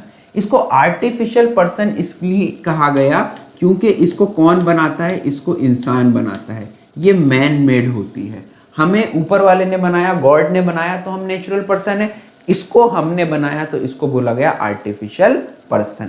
Separate legal entity, हमने आपको बताया था सोल प्रोप्राइटरशिप में sole proprietor और उसके बिजनेस की सेपरेट आइडेंटिटी नहीं होती, बट यहां पर आपकी जो जॉइंट स्टॉक कंपनी है, आप और आपकी company both have different identities. Difficult process formation with compulsory registration, हाँ जी, ये तो इसके अंदर खासियत है। इसके अंदर आपको बहुत ज़्यादा कॉस्ट लगती है, बहुत ज़्यादा टाइम लगता है, बहुत ज़्यादा लीगल एंड पेपर वर्क लगता है इसके अंदर, ठीक है। तो इसको बोला जाता है डिफिकल्टी इन फॉर्मेशन। नेक्स्ट है हमारा परपेचुअल सक्सेशन। परपेचुअल सक्सेशन का मतलब क्या है? ये जैसे सोल प्रोप्राइटरशिप है, अगर कोई मर गया तो खत्म हो जाती है। पार्टनरशिप है, पार्टनर्स चले गए तो खत्म हो जाएगी। But in case of joint stock company इसका सक्सेशन कैसा है? परपेचुअल। परपेचुअल का मतलब होता है ये एंडलेस है, कोई इसका सीमा नहीं है खत्म होने की। ये बनता भी बाय लॉ है और खत्म भी बाय लॉ होता है। Form and and both by law. इसको आप बनाएंगे भी लॉ के द्वारा, इसको खत्म भी करेंगे लॉ के द्वारा। अब एक मैं एग्जांपल दे रहा हूं, ब्रिटानिया कंपनी है, पता नहीं कब बनी थी, मुझे भी नहीं पता कब बनी थी, कौन उसके मेंबर्स रहे होंगे नहीं पता मुझे, कौन उसके ओनर शेयर होल्डर्स रहे होंगे, बट वो आज तक चल रही है। क्यों? मेंबर्स में कम मेंबर्स में गो, बट द कंपनी में go on and on and on, because it has perpetual succession. वो लगातार चलने वाली कंपनी जो होती है वो परपेचुअल सक्सेशन पे काम करती है, वो लगातार चलती रहती है, लगातार एग्जिस्टेंस में रहती है। Separation of ownership and management, बिल्कुल जी, separation of ownership and management का मतलब है शेयर होल्डर्स होते हैं वो सब ओनर्स होते हैं, फिर मिलकर के बोर्ड ऑफ डायरेक्टर्स बनाए जाते हैं, बोर्ड ऑफ डायरेक्टर्स भी ओनर्स ही होते हैं। वो जो है फिर उसके बाद टॉप मैनेजमेंट को हायर करते हैं कंपनी चलाने के लिए। तो ओनरशिप और मैनेजमेंट दोनों उसका डिफरेंट होता है। लिमिटेड लायबिलिटी सबसे बड़ा फीचर है इसके अंदर लिमिटेड लायबिलिटी का। क्यों? क्योंकि जैसे पार्टनरशिप थी, आपके कंधों पे अनलिमिटेड लायबिलिटी रहती है। अगर आपका बिजनेस डूबा तो आपका घर बार भी बेच दिया जाएगा, but in case of joint stock company आपकी लायबिलिटी उतनी है जितना आपका शेयर है। मेरे पास 2 लाख के शेयर हैं तो मेरे पास 2 लाख की लायबिलिटी है, आपके पास 100 रुपए के शेयर है तो आपके पास 100 रुपए की लायबिलिटी है। कंपनी डूब जाए तो बस आप खाली जिम्मेदार हैं 100 रुपए के, ठीक है। Next is common seal. अब देखिए, हमने कहा था कि कंपनी जो है एक आर्टिफिशियल पर्सन है, जैसे कि हम लोग अपने साइन करते हैं, ऐसे ही कंपनी को एक कॉमन सील मिलती है जिसको हम स्टैम्प के नाम से जानते हैं, जहां पर हर पेज पे हमारे नीचे लास्ट में साइन होते हैं अगर कोई डॉक्यूमेंट हमारा है तो। लेकिन जो कंपनी है वो क्या करती है, कंपनी के लास्ट में एक मोहर लगी होती है, स्टैंप लगी होती है, that is called common seal. Risk bearing, जितने भी मेंबर्स होते हैं, जितने भी ओनर्स होते हैं, सबको रिस्क बेयर करना होता है in the extent of its share. Transfer of shares, यहां पर हम अपने शेयर्स, मुझे बेच के जाना है, हाँ मैं जा सकता हूं, ए ने बी को बेचे, बी ने सी को बेचे, तो यहाँ पर शेयर्स को ट्रांसफर कर सकते हैं अपने। तो ये हमारे कुछ फीचर्स हैं। मैं थोड़ा साइड हट जाता हूँ, आप जो है एक स्क्रीनशॉट चाहें तो ले सकते हैं। चलिए, स्क्रीनशॉट आ गया होगा। आ जाते हैं मेरिट्स पे। मेरिट्स वहीं से निकलते हैं। लिमिटेड लायबिलिटी, जितना आपका शेयर है उसके हिसाब से आप लायबल हैं। ट्रांसफर ऑफ इंटरेस्ट, हमने आपको बताया था transferability of shares. Perpetual existence, यानी कि एंडलेस, कोई इसकी सीमा नहीं है, बनेगा भी बाय लॉ से, बनता भी लॉ से है और खत्म भी लॉ से होता है। फॉर्म बाय लॉ और एंड बाय लॉ, दोनों लॉ से ही खत्म होता है। स्कोप एक्सपेंशन, बहुत ज्यादा स्कोप है एक्सपेंशन का, क्योंकि एक फॉर्म अभी आप ऐसी पढ़ेंगे जिसके अंदर आप अनलिमिटेड मेंबर्स रख सकते हैं, जिसके अंदर कोई लिमिट नहीं होती मेंबर्स बनाने की। तो आप सोचिए कितने बड़े लेवल पे आप एक्सपेंड कर सकते हैं। प्रोफेशनल मैनेजमेंट, हमने आपको बताया शेयर होल्डर्स होते हैं, बोर्ड ऑफ डायरेक्टर्स होते हैं, फिर वो अपॉइंट करते हैं बड़े बड़े लोग। कौन कौन किस किस को अपॉइंट करते हैं? वो सीएस को अपॉइंट करते हैं, चार्टर्ड अकाउंटेंट्स को। बहुत अच्छे मैनेजर्स को अपॉइंट करते हैं जो पूरी कंपनी को रन करते हैं। फाइनेंशियल ऑफिसर्स को अपॉइंट करते हैं। तो यहाँ पर जो है बहुत तगड़ा, बहुत एफिशिएंट मैनेजरियल स्किल्स होती हैं। ये सोल प्रोप्राइटर की तरह नहीं है, या हिंदू अनडिवाइडेड फैमिली की तरह नहीं है कि जो है मिलजुल के सरकार चलेगी, ऐसा नहीं है। यहाँ से बाहर से लोगों को हायर किया जाता है। ठीक है जी, चलें नेक्स्ट आ जाते हैं अपने पे। नेक्स्ट है अब लिमिटेशन। इसकी कोई नुकसान भी है, इसके कोई नेगेटिव पॉइंट भी है। हाँ जी, every coin has two faces, heads and tail. Just like that, joint stock company also have limitations also with the merits. चलिए कॉम्प्लेक्सिटी इंफॉर्मेशन। कॉम्प्लेक्सिटी का मतलब होता है बहुत ज्यादा हार्ड, इसको फॉर्म करना बहुत ज्यादा मुश्किल है। क्यों मुश्किल है भाई? हमने आपको बताया समय, पैसा और दिमाग, तीनों चीजें बहुत ज्यादा लगती हैं, इसलिए इसको कॉम्प्लेक्स कहा गया। लैक ऑफ सीक्रेसी, हमने बताया इसमें आप बहुत सारे मेंबर्स बना सकते हैं और उन सब मेंबर्स को बोला जाता है स्टेक होल्डर्स, जो आपकी कंपनी के अंदर कुछ ना कुछ स्टेक रखते हैं। आपकी कंपनी से कुछ ना कुछ फायदा नुकसान हो सकता है, तो उन सबको प्रॉपर जानकारी चाहिए कंपनी के बारे में कि कंपनी कितना कमा रही है, कितना खर्च कर रही है। तो यहाँ पर आप सीक्रेट्स जो है मेंटेन बहुत दिन तक नहीं कर पाते, क्योंकि it is mandatory to give fair and true record of your accounts. Impersonal work environment, impersonal work environment का मतलब यहाँ पर लोग जो आते हैं वो एम्प्लॉयज भी हो सकते हैं, तो वर्क एनवायरनमेंट थोड़ा इम्पर्सनल हो सकता है।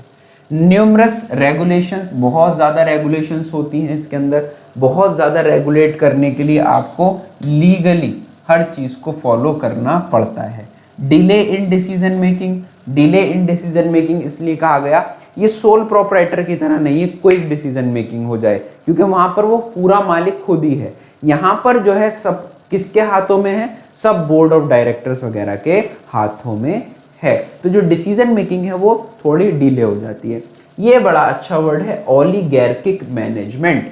ओलिगैर्किक का मतलब समझ जाओगे तो ओलिगैर्किक मैनेजमेंट का मतलब भी समझ जाओगे। ओलिगैर्किक का मतलब होता है कि आपको ऐसा लगता है कि आप कंपनी चला रहे हैं, बट एक्चुअल में जो कंपनी चलाते हैं वो होते हैं बोर्ड ऑफ डायरेक्टर्स। ओलिगैर्किक का मतलब होता है सारी पावर्स कुछ चुनिंदा लोगों के हाथ में, दिस इज कॉल्ड ओलिगैर्किक मैनेजमेंट। तो पूरी कंपनी की सारी पावर्स जो होती हैं वो बोर्ड ऑफ डायरेक्टर्स के हाथ में होती हैं। ठीक है। कॉन्फ्लिक्ट ऑफ इंटरेस्ट, देखिए भाई, different share holders different background से आते हैं, different share holder different background से आते हैं, डिफरेंट मेंबर डिफरेंट बैकग्राउंड से आते हैं, तो उनके इंटरेस्ट में कन्फ्लिक्ट हो सकती है। कोई कह रहा है कि मुझे प्रॉफिट ज़्यादा चाहिए, कोई कह रहा है कि हमें सेल्स बढ़ानी है, कोई कह रहा है हमें मार्केट शेयर बढ़ाना है। तो जैसे जैसे लोग बढ़ते जाते हैं वैसे वैसे उनके इंटरेस्ट अलग अलग होते जाते हैं। ठीक है, तो ये लिमिटेशंस थी कुछ। अब आते हैं एक क्वेश्चन पे, बड़ा अच्छा सा छोटा सा क्वेश्चन है। Although company is an artificial person, अच्छा भाई बहुत अच्छी बात तुमने बता दिया। It can still own property and enter into contract, defend और रिफ्यूट। ये कह रहा है कि कंपनी जो है वो एक आर्टिफिशियल पर्सन है, लेकिन इसके बावजूद भी क्या वो प्रॉपर्टी खरीद सकती है और वो कॉन्ट्रैक्ट अपने नाम पे बना सकती है? जी हाँ, बिल्कुल, क्योंकि हमने उसको बोला आर्टिफिशियल पर्सन और उसकी सेपरेट लीगल एंटिटी है, तो कंपनी अपने नाम से जमीन खरीद भी सकती है, बेच भी सकती है। तो यहाँ लिखा है डिफेंड और रिफ्यूट, तो I defend this statement because company has a separate legal entity and a company is artificial legal person. And company can do work with a common seal. अब आप कहोगे सर कंपनी अपने आप कैसे कर सकती है, तो अपने आप नहीं कर सकती, that's why we appointed the board of directors which works on the behalf of the company. ठीक है, तो कंपनी किसी के बिहाफ पे काम नहीं करती, सब कंपनी के बिहाफ पे काम करते हैं। ठीक है, चलिए बहुत अच्छे। नेक्स्ट आ जाते हैं टाइप्स ऑफ कंपनीज। 3 तरह की कंपनी होती है, 1 पर्सन कंपनी, ओपीसी, ये एक नई फॉर्म है कंपनी की। अगर जिस बच्चे के पास एनसीईआरटी हो, शायद ये एनसीईआरटी में दे भी ना रखी हो, लेकिन आपको पढ़नी है OPC. 1 person company, private company and public company. अब बहुत बच्चे सोचते हैं प्राइवेट कंपनी तो वो होती है जो प्राइवेट लोग चलाते हैं, पब्लिक कंपनी वो होती है जो गवर्नमेंट चलाती है। ऐसा है क्या? नहीं बेटा, ऐसा नहीं है, ऐसा नहीं है, और ऐसा समझना भी मत, गलती हो जाएगी। गवर्नमेंट कंपनी जो होती है वो गवर्नमेंट कंपनी के नाम से होती है, पब्लिक कंपनी गवर्नमेंट की कंपनी नहीं होती। प्राइवेट और पब्लिक दोनों ही प्राइवेट कंपनीज हैं। तो types of companies, 1 person company, private company और पब्लिक कंपनी। चलिए जी, अब देखते हैं ये होती क्या क्या है, क्या क्या डिफरेंस है। बहुत छोटा सा डिफरेंस है तीनों में। सोल प्रोप्राइटरशिप सबने पढ़ी है। सोल प्रोप्राइटरशिप कैसी थी कि कुछ उसके अंदर रजिस्ट्रेशन के रिक्वायरमेंट नहीं है, बट 1 पर्सन एक ऐसी फॉर्म है कंपनी की जो अभी अभी बनी है 2013 में। 2013 में इस कॉन्सेप्ट को लेके आए हैं। बेसिकली इसका मेन मोटिव यही था, जैसे सोल प्रोप्राइटर है वो कोई भी लीगल चीज फॉलो नहीं कर रहा होता है, तो उससे उसका बहुत बड़ा नुकसान हो जाता है। अगर आप अपनी कंपनी को as a 1 person company register करा लेते हैं तो आपकी कंपनी जो है एक आर्टिफिशियल पर्सन बन सकती है। आपकी कंपनी अपने नाम से दूसरी जगहों पे कॉन्ट्रैक्ट में एंटर हो सकती है। तो 1 पर्सन कंपनी के अंदर एक ही पर्सन जो होता है, वही मेंबर, वही शेयर होल्डर, वही डायरेक्टर, सब कुछ वही होता है। बस इतना होता है कि उसको हमने रजिस्टर कर दिया बढ़िया करके। तो 1 person company means a company which has only 1 person as a member, सिर्फ एक पर्सन उसके अंदर मेंबर होता है। इसकी खासियत, only a natural person who is an Indian citizen and resident on India shall be eligible to incorporate OPC। यानी कि एक बंदा जो नेचुरल हो, यानी कि हम जो सांस बाहर छोड़ सकते हो, ले सकते हो, उसको बोला जाता है नेचुरल पर्सन। वो इंडियन सिटीजन हो और रेजिडेंट हो इंडिया का, तो वो एक रजिस्टर करा सकता है ओपीसी। और OPC to compulsory convert itself into public or private company in certain cases। अगर उसने कुछ ऐसे काम किए तो एक कंपलसरी हो जाता है कि वो OPC से प्राइवेट या पब्लिक कंपनी में शिफ्ट हो जाएगी। इस चीज़ को अब बहुत डिटेल में नहीं जाएंगे, फिलहाल इतना समझ लो OPC के अंदर 1 पर्सन एज अ मेंबर होता है, वही सब कुछ है उसका। चलिए जी, नेक्स्ट है private company.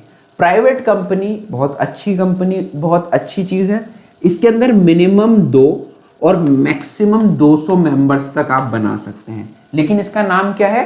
Private limited, private company, private company. अब इसके अंदर ना थोड़ी दिक्कत है, हल्की सी दिक्कत है।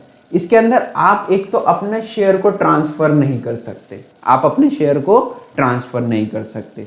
दूसरी बात, जनरल पब्लिक जो होती है वो इसके अंदर पैसा नहीं लगा सकती। यानी यहां पर देखो मैंने 2 और 200, ठीक है, 2 और 200 के अलावा लोग बाहर से नहीं बुलाए जा सकते इसमें पैसे के लिए। आप इसके अंदर जो है अपना सब्सक्राइब भी नहीं करा सकते शेयर्स को, आप शेयर्स किसी दूसरे मेंबर्स को नहीं दे सकते इसके अंदर, तो उसको बोला जाता है प्राइवेट। और इसके अंदर प्राइवेट लिमिटेड वर्ड यूज होता है लास्ट में, XYZ private limited. Private limited, उसने अपने आप को लिमिट कर लिया, ठीक है। नेक्स्ट आता है पब्लिक कंपनी। पब्लिक कंपनी क्या है? पब्लिक कंपनी में थोड़ा बढ़िया है, मिनिमम 7 और मैक्सिमम मेंबर्स अनलिमिटेड होते हैं। ये सबसे अच्छी फॉर्म है क्योंकि आप जितना चाहें अपनी कंपनी को बढ़ा सकते हैं, जितनी बड़ी आप कैपिटल लेना चाहें पब्लिक से आप ले सकते हैं। मिनिमम 7 और मैक्सिमम पे नो लिमिट है मेंबर्स पे। जनरल पब्लिक इसके अंदर आकर के शेयर खरीद सकती है और मेंबर्स जो हैं वो अपने शेयर को ट्रांसफर भी कर सकते हैं। यानी जितनी प्राइवेट कंपनी में, प्राइवेट लिमिटेड कंपनी में परेशानियां थी, इसके अंदर वो सारी परेशानियां दूर हो जाती हैं। आप अपने ट्रांसफर कर सकते हो शेयर्स, जनरल पब्लिक से पैसा ले सकते हो और अनलिमिटेड मेंबर्स बना सकते हो। वहां पे 200 थे केवल। अब आ जाते हैं फॉर्मेशन ऑफ अ कंपनी, बड़ा इंपॉर्टेंट पार्ट है। देखिए भाई, फॉर्मेशन जो होती है कंपनी की 3 बेसिक स्टेजेस में होती है, प्रमोशन, इनकॉर्पोरेशन और कैपिटल सब्सक्रिप्शन। मैं मोटा मोटा आपको बता देता हूँ। सबसे पहले कोई भी चीज़ बनती है तो आप उसका प्रमोशन करते हैं, आप उसको प्रमोट करते हैं कि सर ये हमारी चीज़ बन रही है, आइए आइए आइए आइए। सबको एक भोकाल सा बना दिया आपने एक, तो वो होता है प्रमोशन। आपने उस चीज़ का प्रमोशन कर दिया। मैं एक स्कूल खोलने वाला हूँ, वो खुलेगा नेक्स्ट ईयर, लेकिन अभी से मैंने उसका प्रमोशन करना शुरू कर दिया। प्रमोशन करने के बाद फिर हम उसको कराते हैं इनकॉर्पोरेशन, यानी अगर आसान भाषा में कहूँ, एक लेमैन की लैंग्वेज में, एक आम आदमी की भाषा में, हम उसका फिर रजिस्ट्रेशन कराते हैं। फिर हमने उस कंपनी का प्रमोशन किया, फिर रजिस्ट्रेशन करा लिया। अब बारी आती है कि लोगों से पैसा कैसे लिया जाए, that is called capital subscription. लोगों को इनवाइट किया जाएगा कि आइए भाई, हमने कंपनी खोली है, ये हमारे शेयर्स हैं, आप खरीदिए और हमारी कंपनी के मेंबर बन जाइए। अब ये 3 स्टेजेस होती है, लेकिन अभी आपने 2 कंपनीज पढ़ी है, प्राइवेट और पब्लिक। ये जो 2 स्टेजेस हैं, 2 स्टेजेस दोनों कंपनीज के लिए जरूरी है, लेकिन ये जो तीसरी स्टेज है, तीसरी स्टेज जो है सिर्फ और सिर्फ कौन सी कंपनी के लिए है, पब्लिक के लिए। क्योंकि मैंने अभी आपको बताया था जो प्राइवेट लिमिटेड कंपनी होती है वो पब्लिक से पैसा नहीं ले सकती, तो पब्लिक सब्सक्रिप्शन की जरूरत नहीं है। प्राइवेट कंपनी जो होती है प्रमोशन करेगी, सर्टिफिकेट ऑफ इनकॉर्पोरेशन लाएगी और अपना काम शुरू कर देगी। तो all 3 stages for public company only. जो पब्लिक कंपनी है, तीनों स्टेजेस किसके लिए हैं, पब्लिक कंपनी के लिए। लेकिन जो प्राइवेट कंपनी है वो केवल 2 स्टेजेस से ही काम शुरू कर सकती है। प्राइवेट कंपनी के लिए केवल 2 स्टेजेस हैं, लेकिन अगर आपकी कंपनी पब्लिक है तो उसके लिए 3 स्टेजेस मैंडेटरी है।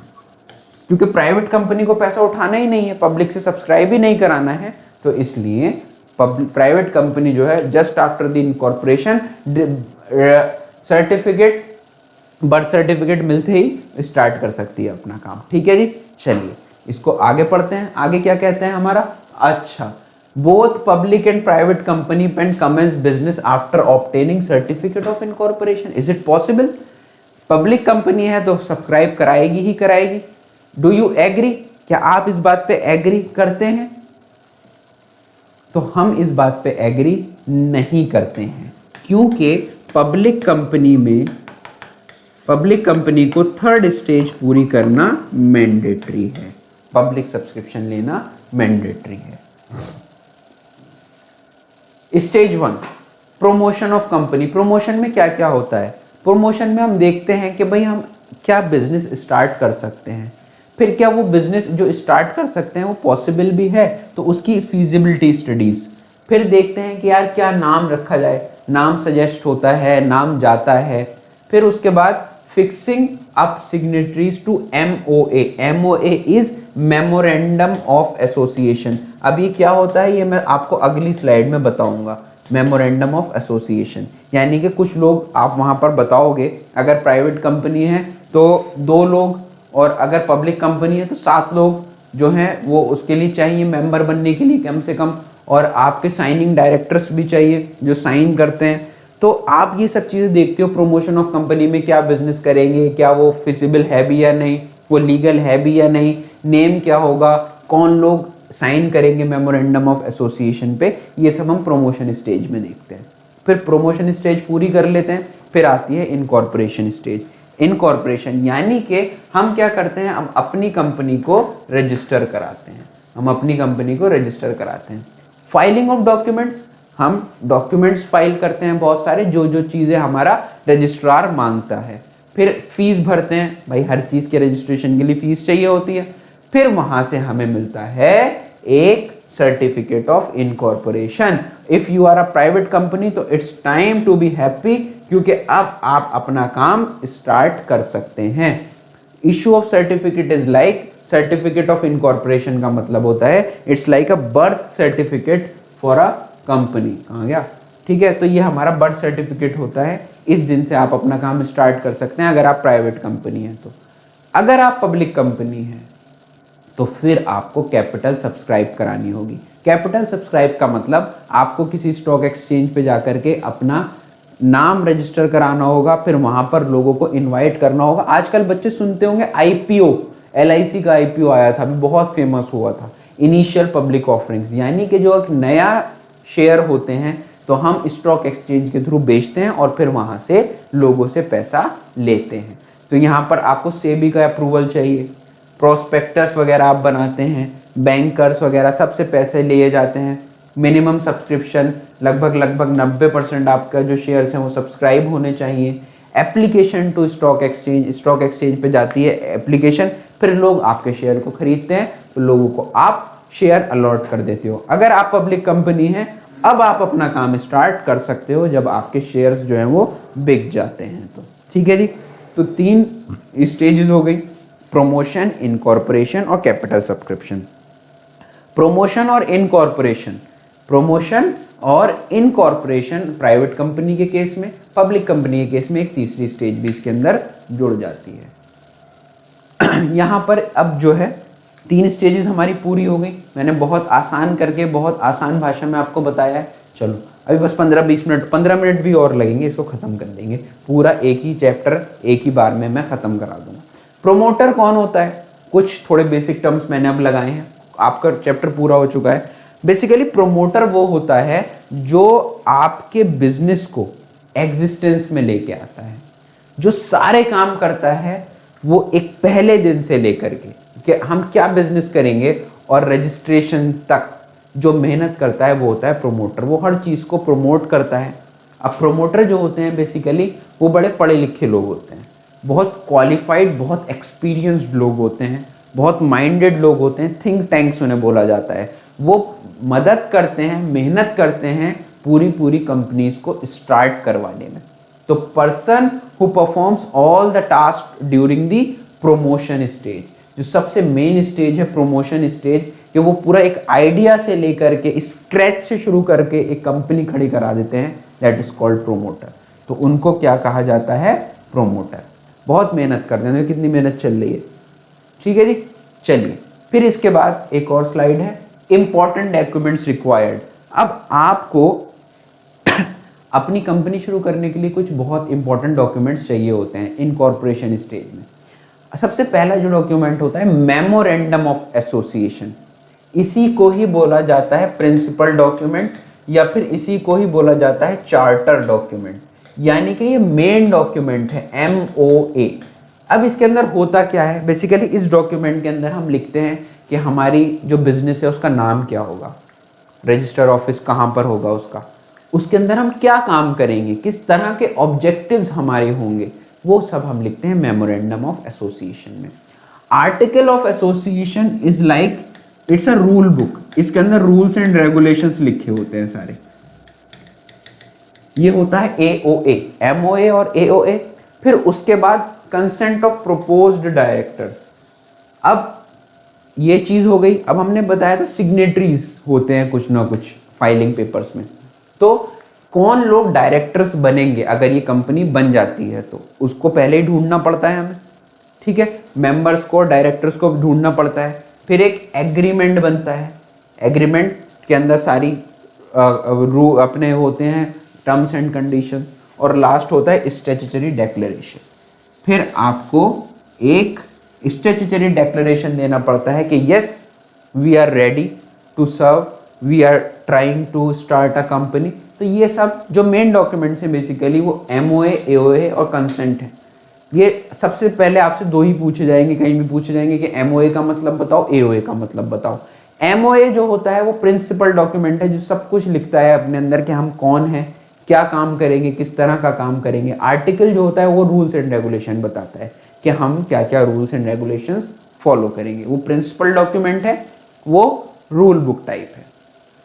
नेक्स्ट आता है सर्टिफिकेट ऑफ इनकॉर्पोरेशन। यहाँ मैंने एक फोटो लगाई है, जिससे जब ये मिल जाता है सर्टिफिकेट ऑफ इनकॉर्पोरेशन तो प्राइवेट कंपनी फटाफट स्टार्ट कर सकती है अपना बिजनेस, और जो पब्लिक कंपनी है वो इसके बाद में कैपिटल सब्सक्राइब कराने के बाद में अपना बिजनेस स्टार्ट कर सकती है।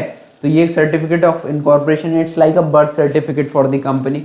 आई hereby certify that XYZ company is this day incorporated under the Companies Act 1956 and the company is limited given है, ये सब चीजें लिख दिया इसने, फीस इतनी है, स्टैंप इतनी। अब ये 1956 में रजिस्टर हुई होगी कोई कंपनी, अब यहाँ पर लिखा आता है 2013, क्योंकि ये लेटेस्ट है हमारा कंपनीज एक्ट। चलिए जी, a company is legally born on the date printed on the certificate of incorporation. जो सर्टिफिकेट ऑफ इनकॉर्पोरेशन में डेट लिखी हुई होती है, जिस दिन वो इशू हो जाता है, उस दिन से आपकी कंपनी को मान लिया जाता है कि अब ये एग्जिस्ट करती है, वो उस दिन से आर्टिफिशियल पर्सन बन जाएगी। This is the last stage of for the private company. A private company can commence it business right after the incorporation. हमें पता है यार, हमें बहुत बार हो गया, समझ में आ गया। 3 स्टेजेस में प्राइवेट के लिए सिर्फ 2 रिक्वायर्ड है, लेकिन पब्लिक के लिए तीनों की तीनों रिक्वायर्ड हैं। अब यहां पर मैंने एक फिर क्वेश्चन लगा दिया, तो इसी के साथ अभी हमारा खत्म होने वाला है बहुत जल्दी। Which form of business organization is suitable in the following cases? The business organization should have stability and continuity. There should be minimum expenses in starting the business. The business organization should be suitable for the point of view for the investors, और the ancestral property, इसने answer यही दे दिया। More funds and professional services are required. आपने 5 तरह की organisation पढ़ी है, sole proprietorship, partnership, Hindu undivided family, joint stock company and cooperative society. तो आंसर उसी के हिसाब से हो जाएगा। मैं थोड़ा पानी पी लेता हूं, आप देखिए और फिर इसके आंसर्स। चलिए, तो सबसे पहले का आंसर है कंपनी, क्योंकि यहां पर कहा गया है स्टेबिलिटी एंड कंटिन्यूटी, लंबे समय तक जो चलेगी, that is called stability and continuity. Minimum expenses, सबसे कम खर्चा किस में आता है? सोल प्रोप्राइटरशिप में। Suitable for point of view of investors, investors कौन सी कंपनी में इन्वेस्ट करना पसंद करेंगे? That is called joint stock company. The ancestral property Hindu undivided family में आ जाती है। मोर funds and professional services joint stock company में आ जाती है। ठीक है, आसान से क्वेश्चन है। बी से कहा थैंक यू, अभी तो ये बचा है। State with reason where the following statement are true और false. A minor can not become a member of the Hindu undivided family, ये बात हो गई false.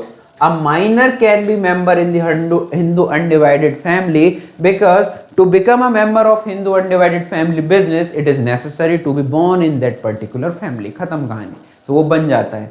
Registration is compulsory in case of cooperative society, बिल्कुल, under the Cooperative Societies Act 1912. The liability of all partners in a partnership firm is limited to the extent of their share. Is it possible? No, ये गलत है। हर partner की जो liability होती है वो कैसी होती है? वो अनलिमिटेड होती है।